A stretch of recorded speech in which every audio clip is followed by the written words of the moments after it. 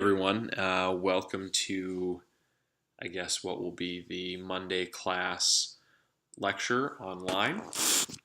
Today we're going to start in on our short unit on civil conflict. We've just stopped talking about international conflict and what causes international conflict. Civil conflict implicates a different set of problems, right? Where you have in international conflict two parties that are already hierarchically organized. They already have standing armies. They've managed some of the difficulties that are associated with raising and building these armies. When it comes to civil conflict, one of the things that political scientists and economists are most curious about is how rebel groups form, how it is that they manage to entice people to engage in risky behaviors, how it is that they manage to organize themselves in the face of probably a more sophisticated, more powerful enemy in the state. And so we'll kick that off with a discussion about what I'll refer to as the macro causes of civil conflict. Before we start on that, we should think about the questions that arise with respect to civil war, what sorts of things we ask. I've broken these questions down into three stages, beginning with those questions that relate to the initiation of civil wars, those questions that relate to what happens during a civil conflict, and then those that relate to the end of the Civil War. So when we think about causes of civil war, about starting civil war, we think about three potential levels, ways that we might be able to ask the question, right? The first level that we're going to talk through today touches on which countries are most likely to experience civil conflict. It asks about what it is about the system of the country, levels of inequality, opportunity costs for fighting, that might entice people to fight in a civil conflict. The second question that we ask has to do with community level variation. We ask why certain communities in civil conflict seem able to mobilize or resist domination. Why do some communities rebel and others don't? And then lastly, we ask about individual recruitment, which particular people fight. There are some individuals that seem persuadable to fight, other individuals aren't. You might think through these questions and relate them to the images that we discussed in the international conflict unit, right? The macro causes of civil war question seems mostly to treat for solutions that touch on what it is about the system within the country, right? The power relations between different ethnicities or different religious groups, the disparity in their incomes. We need to be thinking about system level variables and how different groups that might mobilize to fight relate to one another. The community mobilization literature looks a lot more like a second image set of questions, right? Why do some communities have the organizational capacity to resist? What is it that varies within these communities that allows some of them to fight and others not? And then, of course, in the individual recruitment, this looks a lot like first image. We're curious about the individual characteristics of potential fighters, why some choose to fight, why some choose to support a rebellion, why some choose to support the state or fight for the state, and others don't. When we consider questions that arise during the Civil War, there are three broad categories, I think. One is a question that we'll look at in a little bit of depth: when and why do combatants commit violence against civilian groups? There's a great deal of variation between different combatant groups. Some combatant groups are extremely abusive, and other combatant groups seem to respect civilian rights and civilian desires. There's also a fair amount of variation within civil conflicts or within the behavior of combatants. In some places, a rebel group may ignore human rights, they may greatly abuse civilians, and in other places, they may broadly respect what the civilians want. The second set of questions that we might consider relate to combatant strategy. When and how do combatants choose strategies of confrontation? How do they know which territory they want to take and hold? How do they know what strategies are going to be most likely to irritate their opponents? Why do some rebel groups choose terrorism while other rebel groups choose to fight their enemies out in the open? And then lastly, we might ask about hearts and minds. How do civilians decide who to support? What sorts of civilian relations strategies that rebel groups or states choose might be successful in wooing civilians to support them? There are reasons we might expect that rebel groups and states want civilians to support them, right? Civilians are knowledgeable about where the rebel groups are hiding, and they might choose to keep the rebels' secrets about who's supporting the rebels, about where the rebel base is, these sorts of things, or they might turn them into the state. Civilians tend to be the recruits that fight in these armies, so who are the civilians going to join? And then lastly, civilians are taxpayers. They can pay taxes to the state or attempt to withhold taxes. They might offer support, material support to the rebel groups, or refuse it. So for these reasons, we might care about what sorts of things determine how civilians will choose which combatant in a civil war they will support. And then lastly, we probably care about how civil wars end. And again, there's three sets of questions here. The first set of questions bears upon the duration of the peace or the success of the peace, or the duration or success of the conflict, I should say. I'm sorry. What we're talking about here is how long the Civil War drags on and whether or not the rebels are successful. Again, there's a great deal of variation here. Some civil wars are very short, some civil wars are very long. In most cases, the rebel groups are decisively put down by the state. There are circumstances in which the state either completely loses or they're forced to provide some amount of concessions to the rebel group. What is it that makes rebel groups successful, and what is it that makes them fail? Then, with respect to cessation and peace, we care a lot about who surrenders, who monitors, where former conflict elites end up. Particularly in West African conflict zones, we see a lot of writing about where the soldiers go.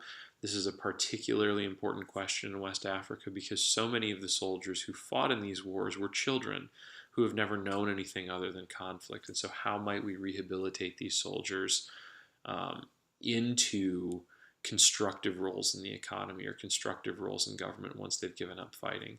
And we might care about whether someone is keeping the peace or whether the party that surrenders has anything to do with how long the peace lasts. Then lastly, we might ask questions about reconstruction.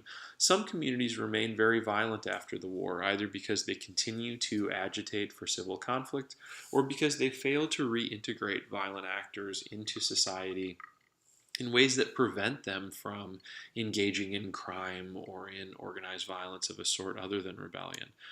We also see a lot of variation in terms of how quickly communities rebuild. In some cases, the economic effects of the conflict linger for some number of years. And in other cases, we see that the communities rebuild and move on very quickly. For example, there is a lot of literature about how eerie Rwanda is after the genocide, how much it seems, on the surface at least, as though this country has reconstructed itself and moved on from the civil conflict. And when you probe a little bit deeper in these communities, you find that a lot of these wounds still feel very fresh. But from an outsider's perspective, the Rwandan reconstruction looks like a massive success story. So what explains the variation in why some communities within Rwanda were able to reconstruct so quickly, while why others seem to have so many grudges, and how might we replicate the success of the successful communities? Okay, so having gone through this overview of what sorts of questions we might care about in civil conflict, we'll move on to our question today, which is sort of a macro level view, country to country comparison, why some countries experience civil war and others don't. Okay, so that is obviously then our puzzle. Why do some countries experience a civil war and others don't? Think about what this means in terms of the operationalization of our dependent variable, right? In this case, what we're going to use as our unit of analysis is the country or the country year. And we're asking why some countries experience civil conflict in some years and other countries never experience civil conflict, or why the civil conflict didn't break out in year one but did break out in year two. In addition to this, we care about what factors make the conflict more likely. So in our search for independent variables, what we're looking for are country level characteristics, variation in the characteristics of the country that make a state's future more or less dangerous. And then finally, for the purposes of this paper in particular, we ask about the role of opportunity as opposed to motive, right? Collier and Hoffler almost set up a civil conflict as though it's a murder mystery. You need both a motive and an opportunity. A person who really wants to murder someone else but never lives in the same city is obviously not a suspect because they never had the opportunity. Okay, the literature review here is relatively simple. Collier and Hoffler are among the first sets of authors to consider the onset of civil conflict in a particular country statistically. And so they see themselves as doing a lot of path-breaking research. And so they think about the literature on civil conflict onset as having fundamentally two schools. The first school argues that grievance causes civil wars. We're most likely to see civil wars when there is some minority group who is repressed by a powerful majority, and the hatred or feelings of disaffection toward that powerful group lead to conflict. So I'd like you to think for just a second about what sorts of grievances might lead to civil war. Think to yourself about the news or stories that you've read. What types of minorities exist out in the world, and why might they fight under certain circumstances? Because hopefully you've come up with, some sort of pet case. Now ask yourself how we might operationalize this grievance into an independent variable. How might we take the specific example that you're talking about and measure it in a generalizable way across a bunch of different countries? We'll come back a little bit later about how we operationalize these things when we get deeper into the paper. The second set of reasons that you might start a civil war, according to the literature that came before Collier and Hoffler, is greed, right? You might start a civil war simply because it's profitable, right? You might imagine, probably you've heard of some civil wars in the past that you've been told are mostly about capturing income. For example, if any of you have seen the movie Blood Diamond starring Leonardo DiCaprio, it takes place in an ecosystem where the authors of the movie assume that the real start of the conflict isn't about grievance. It isn't about some group that's been repressed, really. What it's about is diamonds, and it's about capturing those diamonds and coming up with an excuse to capture those diamonds, right? So these are the potential benefits of conflict. We might imagine that some groups start conflict because they imagine a future benefit in which the political or economic influence of the group that they hate, the powerful group that represses them, is relieved in some way. The rebel group gains some sort of political independence, they gain some sort of economic power, some sort of new autonomy or ability to engage in their own politics that they see as the benefit from fighting.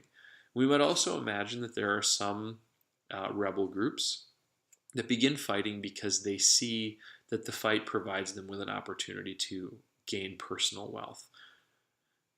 We've done the cost-benefit analysis before, and Collier and Hoffler urge us to think that if we have two potential theories about why conflict starts that both relate to the benefits, we're missing something in the equation. What is it that we're missing? Hopefully, somehow between your intuition and reading the article, you have come to the conclusion that what we're missing is the costs, right? Civil wars are more likely to happen where the costs are low, right? The returns might be really high, but no matter what the returns are, you're going to be dissuaded from participating in civil war, starting a civil conflict if the costs are really high. Where the costs are really low, you don't even need to have as much for returns. The benefits might be lower, but if the costs are also very low, then we might predict that civil war will happen anyway. Okay, so this is a regression paper. It's a regression paper with a very simple theory, which means that most of the interesting discussion that we might have today is related to how things are measured, how things are defined. whether what Collier and Hoffler throw into their spreadsheet before they run their regression really means what they argue that it means. Again, so what's the DV here? How is it measured? Our dependent variable is civil war. So we have two elements in this definition. The first is that we have 1,000 combat-related deaths per year in a civil war, so any internal conflict with 1,000 combat-related deaths per year. And we also demand that at least 5% of the casualties are suffered on either side of the conflict, right? So the purpose of this definition is to distinguish a civil conflict from a riot. You need enough casualties on both sides to make sure that what you're measuring isn't just a state's massacre against some ethnic minority, or potentially an ethnic minority's massacre against the citizens of the state. We want to know that there's actually a fight. And if you think about how we might measure that quantitatively with numbers, as opposed to just having experts certify that this was a real fight, what Collier and Hoffler come up with, and what's become standard in the industry of conflict studies, is to look to make sure that there is some type of basic level of parity in terms of which side experiences the conflict. Okay, so thinking now about our main independent variables, we're going to consider that civil war is like a business. Civil war is like a business whether you are fighting for political freedom, whether you're fighting for a grievance, or whether you're fighting for money. Right? In either sense, Collier and Hoffler argue that people are rational and they're only going to start civil wars when the benefits outweigh the costs. So if we're thinking about opportunity and we're thinking about the costs of starting a conflict, what are the challenges with starting a civil war? Why do people who think that they have a great business idea sometimes not follow through? There are at least three reasons. The first is that we have massive startup costs and risks that might prevent a conflict that has an attractive motive, right? So one of the categories that we're going to consider is what the startup costs of the fight might be.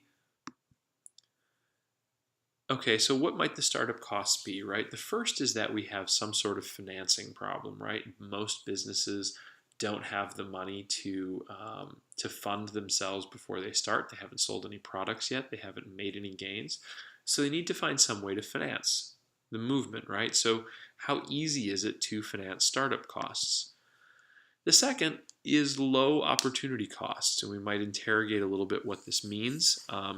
Think for a second about what opportunity cost means and what the opportunity cost in a conflict might be. Then lastly, we might ask about whether the cost for capital or supplies is relatively low. So let's go through each of these potential variables in turn, starting with easy financing or startup costs. What things might allow a rebel group to finance a war easily? Under what circumstances might it be easy to fund a rebel group?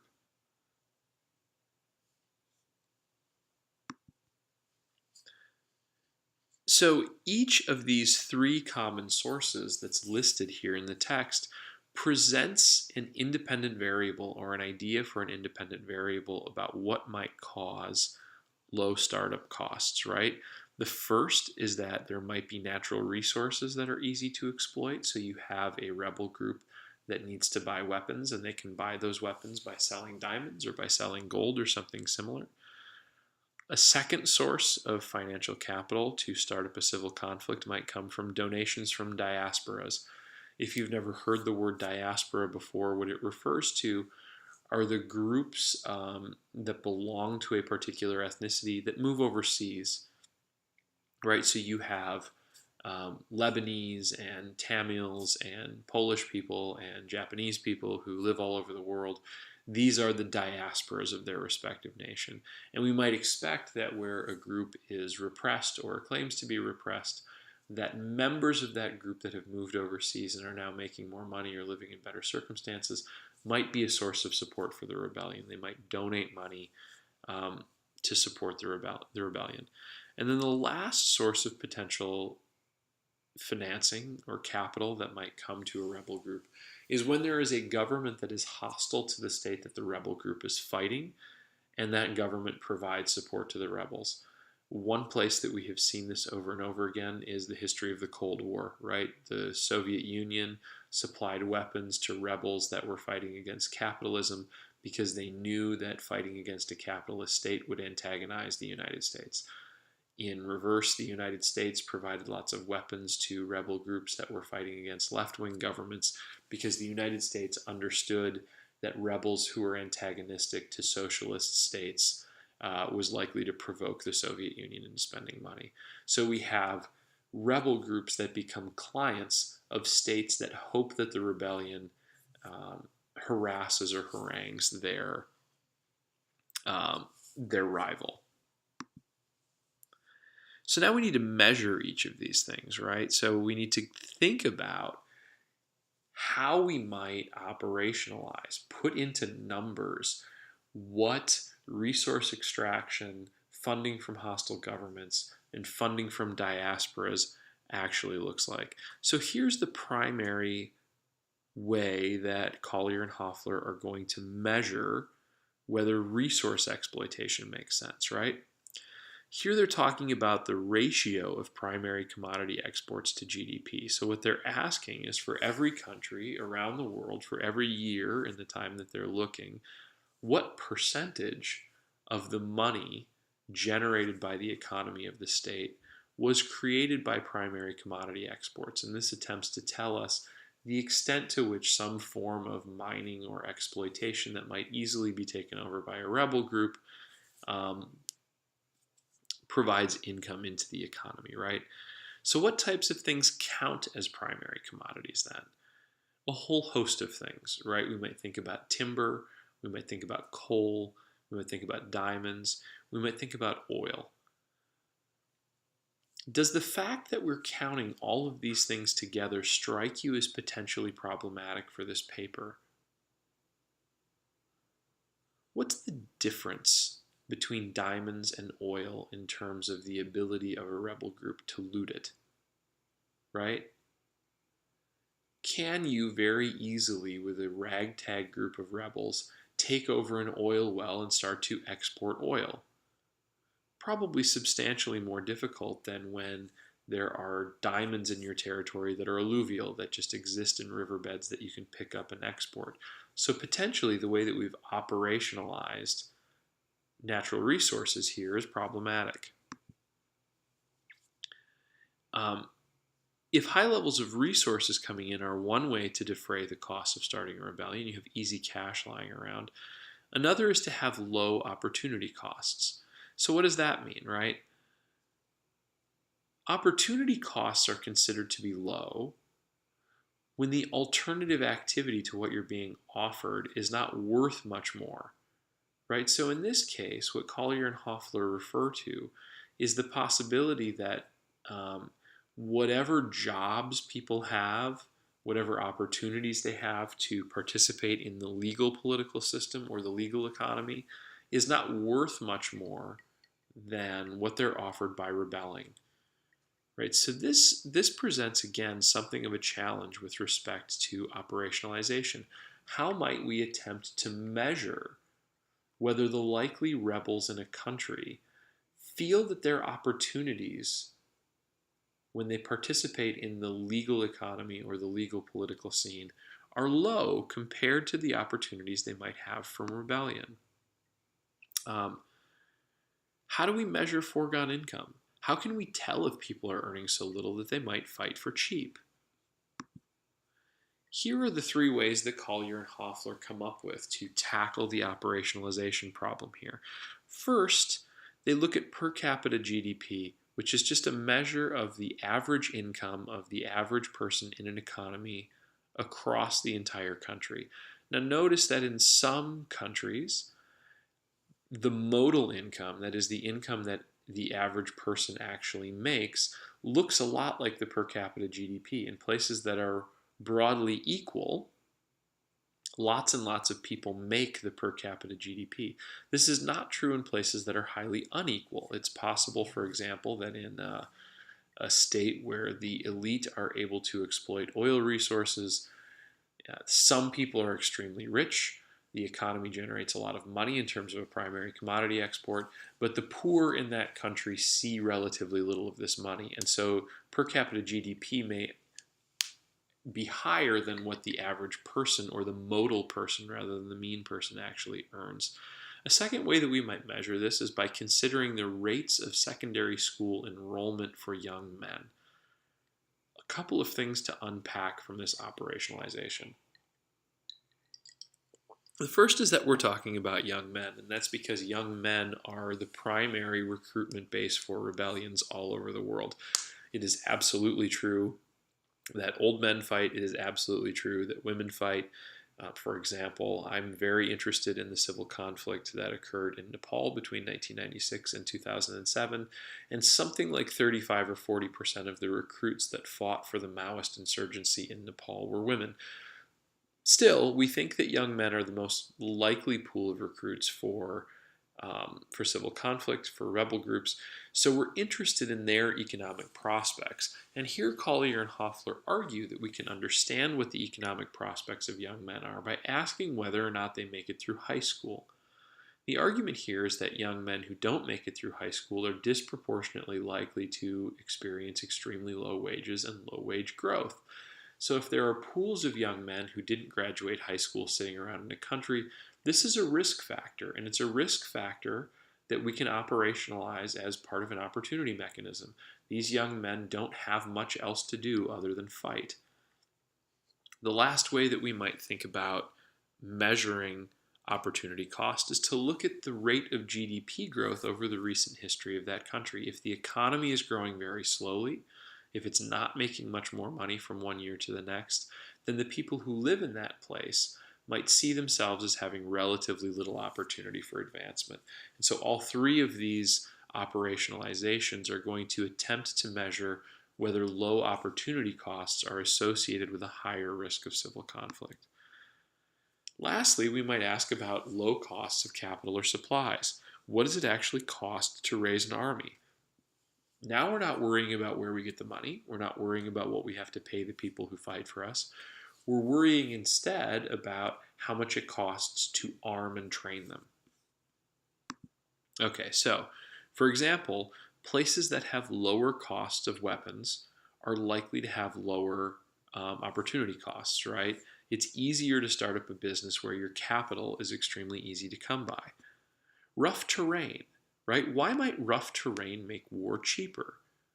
What thing would insurgents have to create or pay for if the terrain wasn't rough?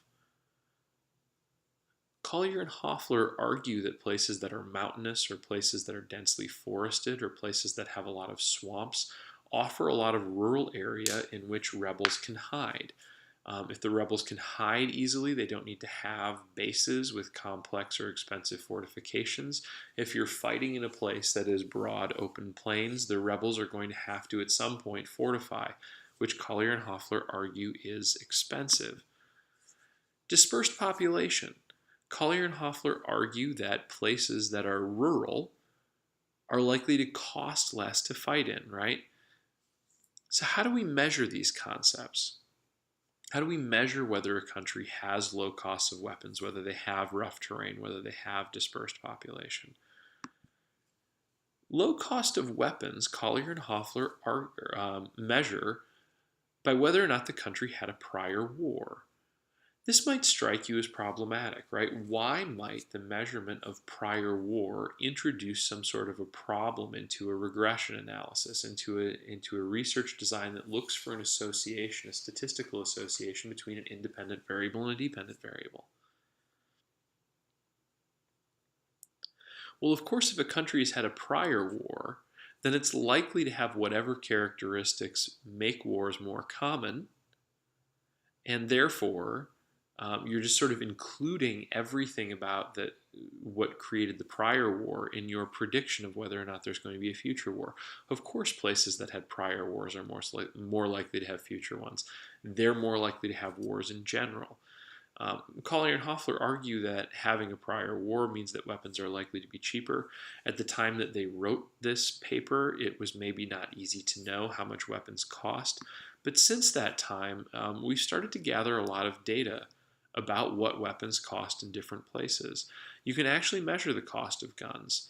Um, and you can see here that a lot of the places where guns are very cheap are the exact sorts of places that we would expect to see civil war. One thing that's interesting to note from this chart is that there are some places in which we are taking only a legitimate model of an AK-47. Mexico, in the northern border of Mexico, you can actually buy a knockoff AK-47 for substantially cheaper than $1,200. They just don't work as well. You face some sort of possibility that they're going to blow up in your face. It's also true that in many of these cases, places like Afghanistan, the AK-47s were manufactured someplace outside of Russia or Eastern Europe. The design specifications for AK-47s have been widely proliferated, and so weapons manufacturers in lots and lots of countries make versions of AK-47s that are higher or lower quality. But access to these lower quality AK-47s might make war more likely if Collier and Hoffler are correct. But they don't measure this way. They look instead at prior wars under the assumption that in places where there were prior wars, there's likely to be a glut of weapons left over that make any future war less expensive. So keep that reasoning in mind as we move forward. Rough terrain, they're going to measure by forest cover. They take a look at satellite coverage from the years prior to whatever year that they're measuring and ask whether there's dense forest cover in a particular country, and argue that denser forest cover is more likely to lead to civil war. They measure dispersed population simply by looking at the average population density of a particular country. So, we've covered a lot. Let's sum it up here. Independent variables. On the right side of the slide, we have the three potential mechanisms that might suggest to us that opportunity costs for fighting are relatively low, or that the opportunity mechanism for starting a civil war is happening. The opportunity to gain income, the opportunity cost of fighting, and the capital cost of starting the war. And then for each of these mechanisms, we have three tangible operationalizations. With respect to opportunity for startup income, we look at the resource ratio, a diaspora that could provide donations, or the availability of a third country sponsor that would like to upset the local politics of the target state. With respect to opportunity costs, we look at how rich the country is overall, measured by GDP per capita. We look at whether and the extent to which young males, are enrolled in school, secondary level education, high school level education. And we also look at GDP growth as a proxy for individuals' appraisal of whether or not they're going to make more money in the future. And then with respect to capital costs, we look at prior war as a way to understand whether weapons are cheap, rough terrain as a way to understand whether it's naturally easy for rebels to hide, and low population density as a proxy for whether there are lots of rural communities in which rebels could hide. Now, hopefully, you'll remember that we can't simply measure associations between our independent variables that are pet to our theory and the dependent variable. We also need to think about controlling for alternative explanations. And we have two alternative explanations, right? Two motive explanations, one about grievance and one about greed. So we need to come up with ways to measure for these control independent variables to make sure that they are not associated with higher levels or higher risk of civil conflict. So how might we do this? In terms of proxying objective grievances, Collier and Hoffler consider four potential objective measures. The first is a history of ethnic or religious hatred. The second is a history of political repression of a particular minority. A third is political exclusion, that is, a minority group may participate in politics but has no representatives of any meaningful sort in the government. And the last is economic inequality. Here's how we're going to measure those things. With respect to ethnic or religious hatred, Collier and Hoffler are going to measure a statistic, a country-level statistic called ethno-linguistic fractionalization. ELF is a very popular sort of variable in a lot of social science research. What it measures is the probability that any two people you pull out of a hat in a particular country will share an ethnicity, share a language, share a religion, whatever the dominant split is in the country. If it's an ethnically split country, if it's a linguistically split country, if it's a religiously split country, we put all of the percentages of the different groups together and we figure out the probability that any two people drawn from a census of that country will be the same ethnicity. Now, of course, having lots of ethno-linguistic fractionalization doesn't mean that any of these groups hate one another, right? Collier and Hoffler are making an assumption here that I think is pretty interesting, and that assumption is that you can't have ethnic groups that hate one another if you don't have ethnic groups. So they're willing to accept some number of false positives. They're going to accept some number of places, measuring them as having hatred because they are ethnically diverse, even though they may not have ethnic hatred. So they admit that this is an imperfect proxy. Second, we're going to look for the Polity 3 measure of civil rights. Polity 3 is a data set that is put together by country experts all over the world, and it measures the extent to which countries have democracy, and in particular, whether ethnic or religious or linguistic minority rights are respected in those countries. Okay. Political repression, we're going to look at an ethnic domination score. This is a score that is put together to ask whether a near majority can lord it over others, right? So again, what we're looking for here is the split between the number of people that belong to each ethnicity. And rather than looking at the fractionalization, the raw diversity score, what we're asking is whether or not there is an ethnicity or a language group or a religious group that is capable of capturing a majority of seats in a democratic runoff. Again, on the assumption that if there's no ethnicity that can dominate, then no ethnicity will. But if there is an ethnicity that can dominate, under some circumstances they will. So again, it's an imperfect measure, and Collier and Hoffler admit this. With respect to economic inequality, we look at a statistic known as the Gini coefficient. The Gini coefficient is just a measure of the distribution of income. The lower your Gini coefficient, the closer a society is to everyone having the exact same income. Gini coefficients run from 0 to 1. If your Gini coefficient is 0, everyone in the country makes exactly the same amount of money. If your Gini coefficient is a 1, it means that there is one person in your country that captures all of the money. Interestingly, the United States tends to score in the high 0.6s. The most egalitarian societies in the entire world tend to score in the 0.3 to 0.4 range. Okay, so let's take a look at the results, which are presented in two tables. The first table shows the results only from the opportunity variables. We'll talk about this in a bit more detail, but for now, notice all of the stars. Okay? This suggests that, for example, primary commodity exports are important for determining whether there's going to be civil war, and especially primary commodity exports as a proportion of GDP squared. The number of males that spend time in secondary schooling is also significant for determining whether there's likely to be civil war, as is the GDP per capita and GDP growth.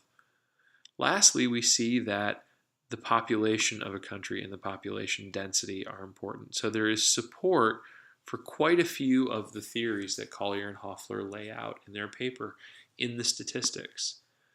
Compare this to the grievance model, right? Only democracy measures as a consistent influence over conflict outcomes. It doesn't seem to matter how ethnically or religiously fractionalized a country is. It doesn't seem to matter whether there's a great deal of polarization or ethnic dominance. What really does seem to matter here is democracy. So we can sum this up in this way, right? Here's a list of all of the variables that Collier and Hoffler measured, with the grievance variables at the bottom listed in red. Here, the bolded variables were found to be significant, right? And so we can see that only the Polity 3 democracy variable registers for grievance, but we have a laundry list of things that are supposed to be related to opportunity cost that are measured as significant. So the policy implications, right? Collier and Hoffler are not just doing this to prove scientific things, but because they think that there might be institutional changes that could be implemented to solve a human problem. How do we minimize the prevalence of civil conflict? So what is the problem that causes civil wars in their view? The problem is that there are places where small groups of civilians have little better to do than fight for a bigger portion of an already small pie.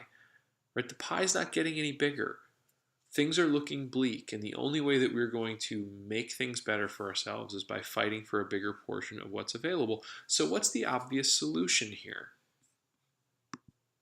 Make the pie bigger, right? Get the government more involved in economic management. Find ways to broaden the tax base, broaden economic growth. Collier and Hoffler argue that it's hard to explain the results that they found with alternative theories, right? What possible alternative explanation could there be for why civil wars happen if the opportunity variables all get stars in their statistical models and the grievance variables don't, right?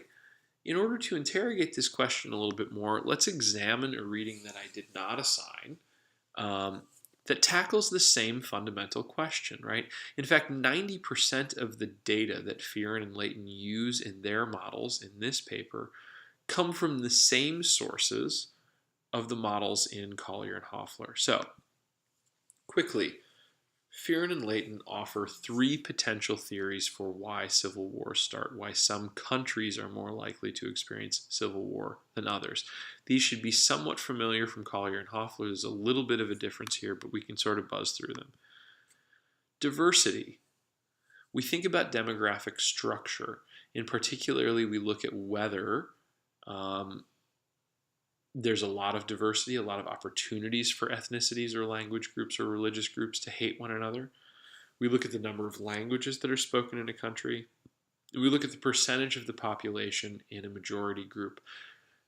Differently from Collier and Hoffler, there's a different way to operationalize this, which is asking whether or not a significant minority exists. So Fearon and Leighton argue that where you have a majority group, say a group that makes up 60% of the population, and then you have 15 smaller groups, it's really unlikely that any of these smaller groups are going to consider that they have any kind of chance at winning a war. But where there is some significant minority group, where the population is split 60-40, the minority group might assume that they can take the 60% group to the mat.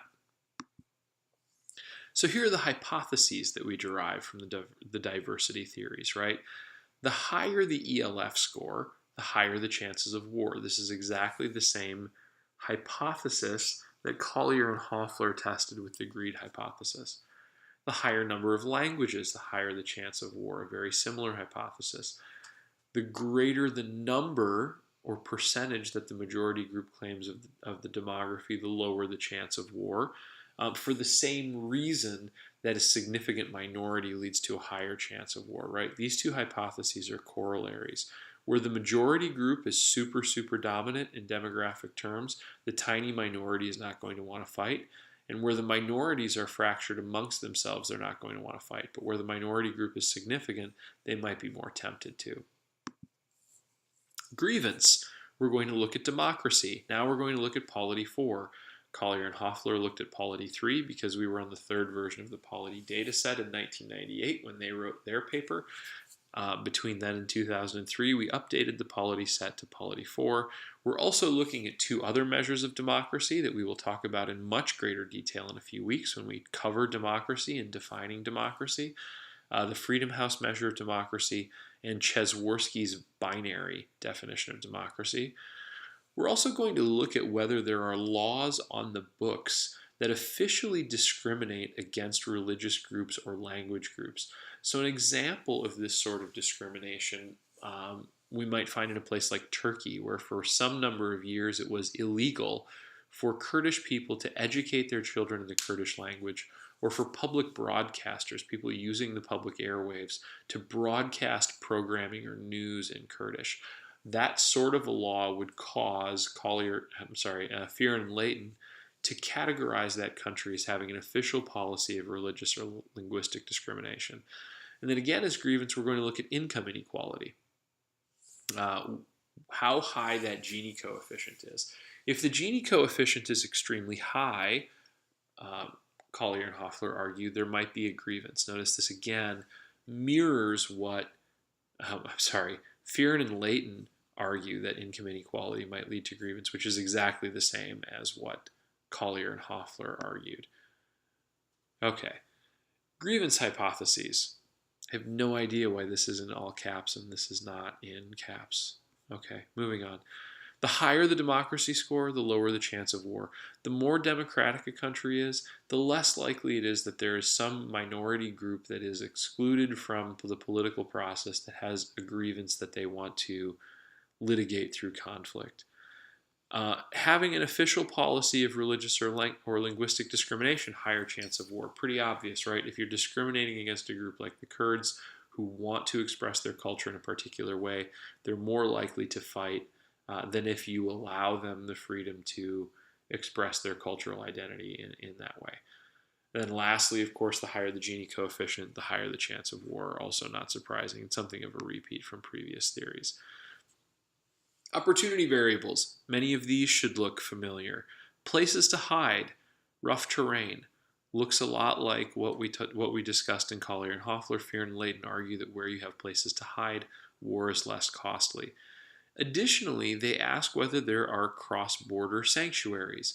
So if you have a rebel group that is fighting in country A and they have ethnic kin that live right across the border in country B, it's harder for the state, the military of country A, to fight the rebellion when they can skip across the border and hide with their relatives there. We also look at low government capacity. This is something that Collier and Hoffler did not consider, right? Where the government is particularly broke, where the government's military is particularly poorly trained or ill-equipped, a rebellion has a higher chance of success. So how might we operationalize this? How might we tell whether a government has a particularly low capacity? Well, Fearon and Leighton argue that governments that have low GDPs per capita, governments that govern economies that are relatively poor, are less likely to have high capacity. So we use the GDP per capita measure to assess whether or not a government has low capacity. We also look for political instability, where a country is already unstable. A new rebel group has a higher chance of succeeding. The recent loss of a patron state. So, for example, if the United States or the Soviet Union used to prop a government up and they have recently withdrawn their support, it's possible that that state will appear weak, that it will be disorganized, that it doesn't have the weaponry or the technology to fight a rebellion. High oil exports. Again, this is an opportunity variable. If there are high oil exports, Fearon and Leighton argue that the country is not taxing their base. This is actually really important. I should probably slow down with this just a little bit.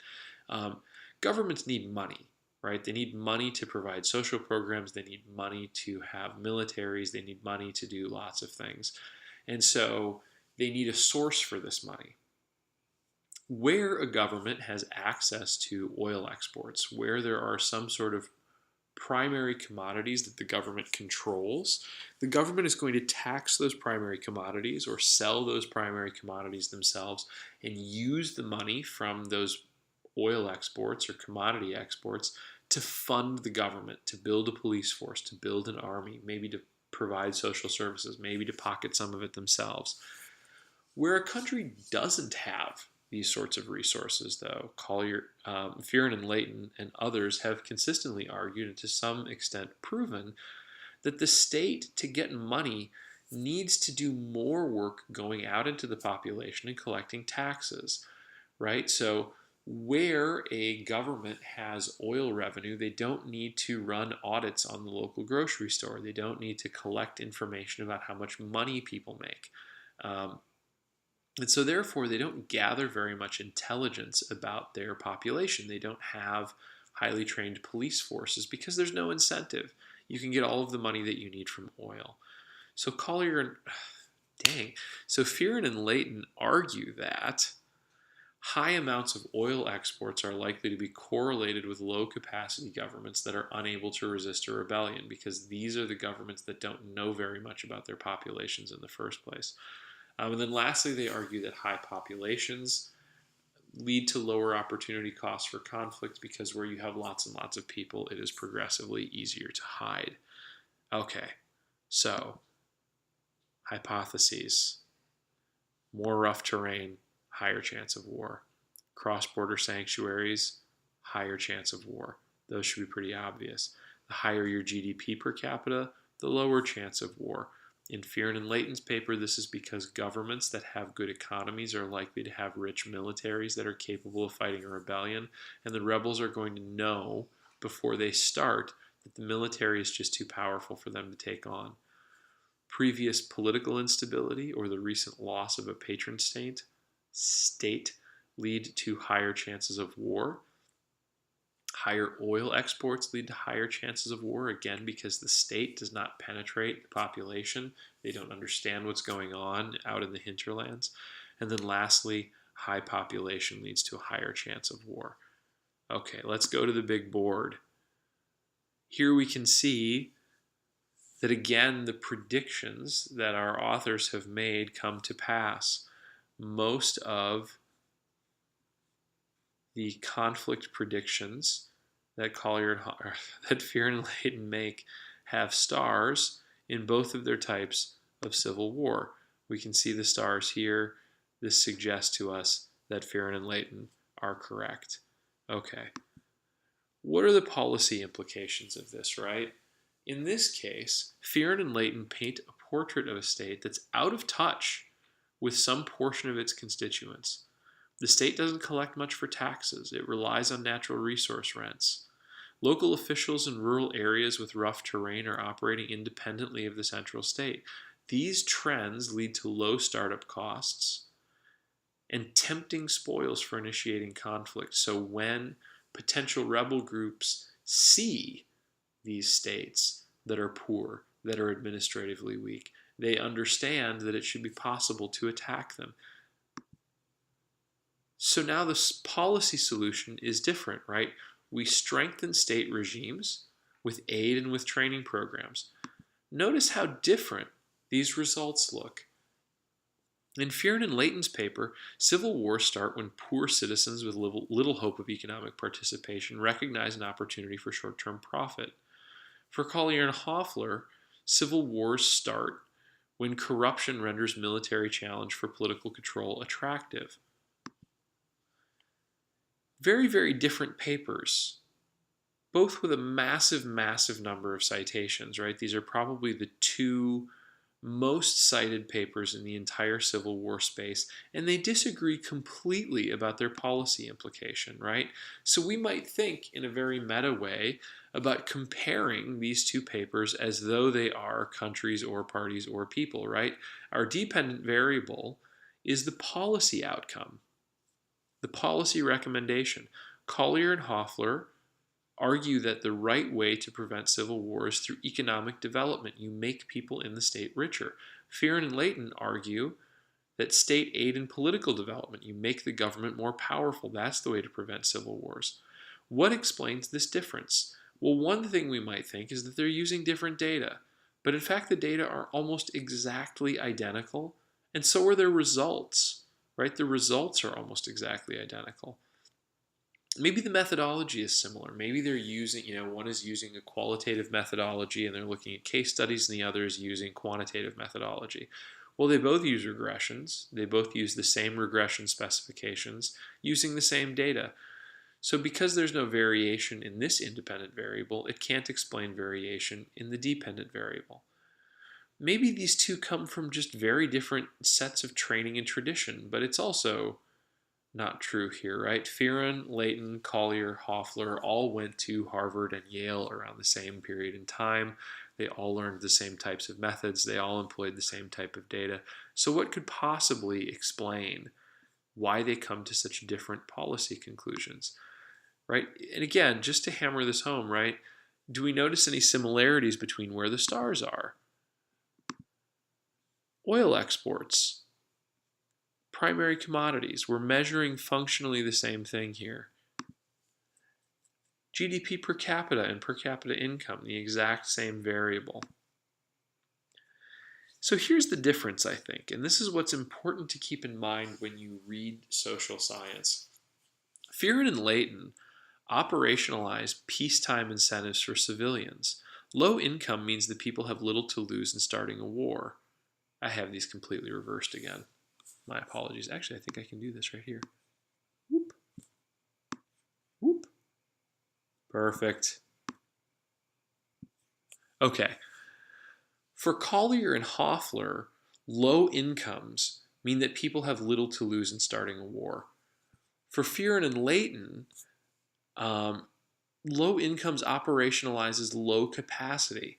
So what we have is two papers that interpret the exact same type of data, the exact same variable, as meaning extremely different things.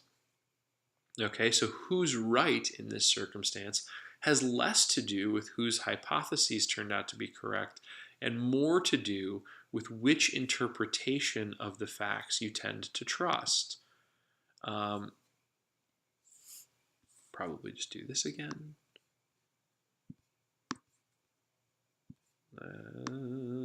Thank you for bearing with me on that error.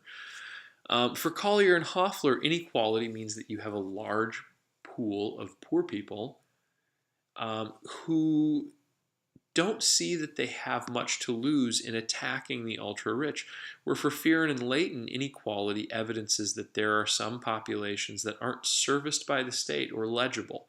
And what I mean by legible is that the state doesn't understand what's going on in these territories and therefore has low capacity to fight a rebellion.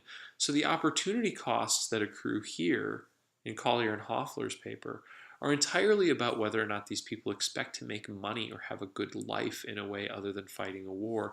And here, it has to do entirely with whether or not they think they can poach power or money from the state or dominant group that doesn't understand them.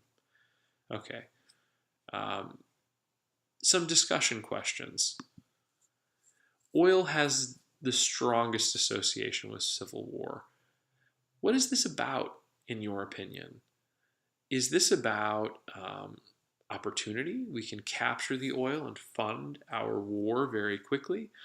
Or is there an alternative explanation? Is this really about a state that doesn't interface with its civilians and therefore doesn't understand what's going on in terms of its policing? How about low population density? Here the question references two readings that we either haven't done in this class or won't do in this class. But think about low population density and whether it's really easier to hide in rural areas versus cities. Where would you rather hide from the government if you had to? And what do you think about the old political science assumption that low population density matters for wars, or why it might matter for wars? I just realized that I've gone through the entire presentation without asking you about the attendance question, which I had intended to put in the middle of the lecture to be tricky. But what I'd like you to email me with to prove that you have watched this lecture before Wednesday's class is the make and model of the first car that you owned. And if you have not yet had your own car, what you realistically expect the make and model of your first car to be. Okay, I will see you all on Wednesday when we will talk more about the causes of civil war. We're going to move on to asking why some communities mobilize for civil wars and others remain silent.